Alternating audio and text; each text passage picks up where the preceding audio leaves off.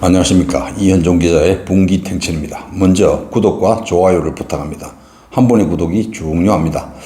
지금 우리는 기회는 평등한 것이 아니고 특정 힘있는 자에게만 주어지고 과정은 공정하지 않은 소위 끝발 있는 놈들 마음대로 해서 엉망진창인 결과는 정의롭지 않고 밀수꾼 세미나를 빙자한 공짜 여행이나 다닌 놈들이 장관하는 나라에서 개, 돼지 취급받는 국민들이 한 번도 경험해보지 않은 이상한 나라에서 개고생하는 세상에 살고 있습니다. 여러분, 요즘 나라 타러 가는 꼬라지가 기가 차다는 생각이 들지 않습니까? 공정, 정의, 평등을 앞세우며 외친 이 자식들 하는 짓이 분기탱천합니다. 오늘 한번 따져봅시다. 서민들도 하지 않은 밀수를 외교관이라는 자가 버젓이 그 특권을 이용해서 저질러 놓고도 장관이 되겠다고 버티다가 결국 물러났습니다.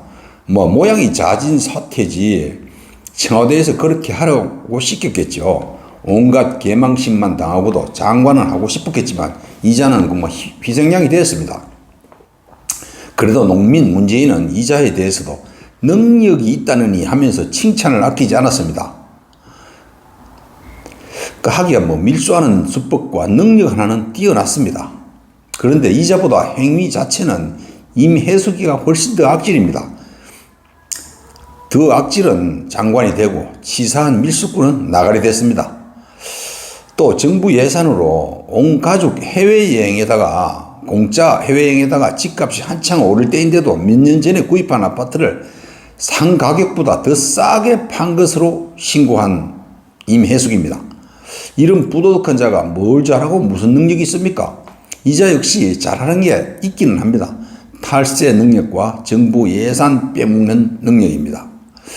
또 장관 후보자의 단골 메뉴가 된 위장 전입과 함께 세종시에서 공무원으로 특별 분양받은 아파트에서 한 번도 살지도 않고 몇억 원의 시세 차익만 얻고 매각한 데다가 아들은 실업급여를 부정한 사람이 있습니다.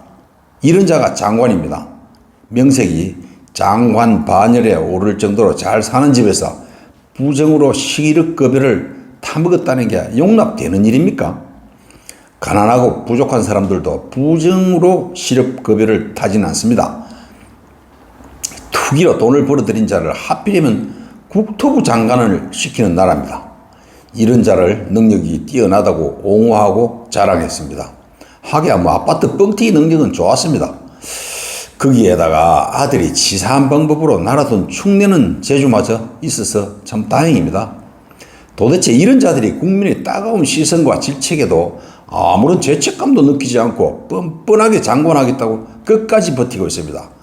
후한무치의 전형입니다. 그래서 장관 되긴 됐습니다.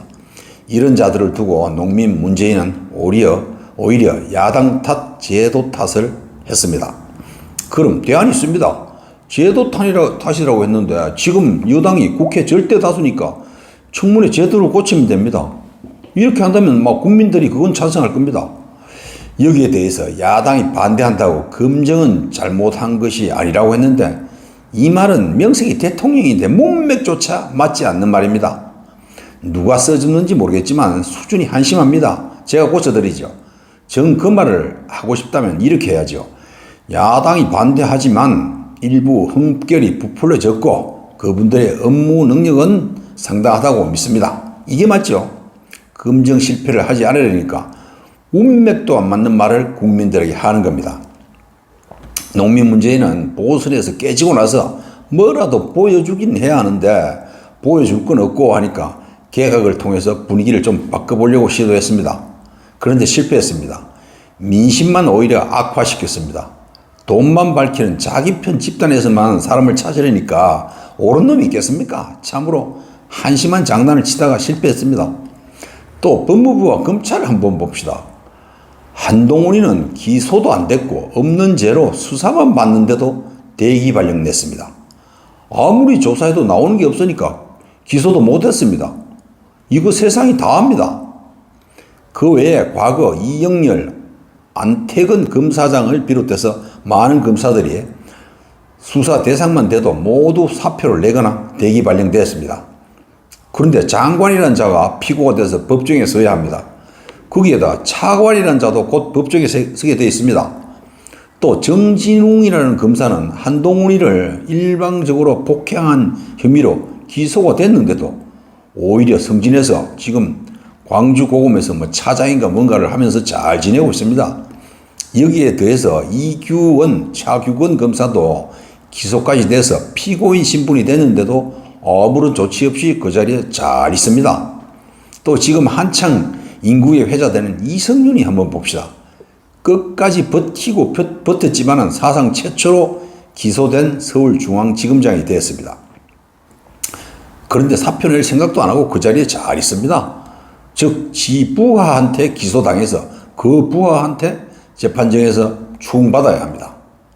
지금까지 이들은 남의 편은 없는 죄도 뒤집어 씌우고 아무 죄가 없는데 쫓아냈습니다. 내 편에 대해서는 그러나 끝까지 관대합니다.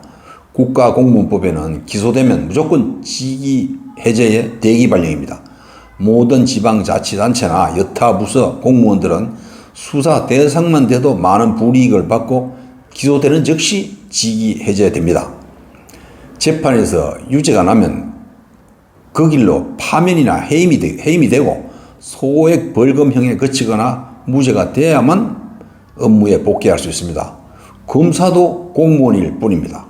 남의 편에는 가혹하고 내 편에는 어떤 문제가 있어도 보호받는 세상에 우리가 살고 있습니다. 그래서 권력 편에 있는 특권층은 제 맘대로 살고 개, 돼지 수준의 국민은 힘들게 살아야 하는 세상입니다. 그런 나라에서 사는 국민은 고통이 심합니다. 방법은 국민이 깨어나는 것밖에 없습니까? 없습니다. 지난번 보궐선거처럼 잊지 않고 책임을 물어야 합니다. 그러려면 내가 내 돈 내고 받는 재난지원금 몇 푼에 현혹되지 않고 깨어나서 냉혹히 심판해야 합니다. 국민이 깨어 있어야만 나라가 전진합니다. 감사합니다.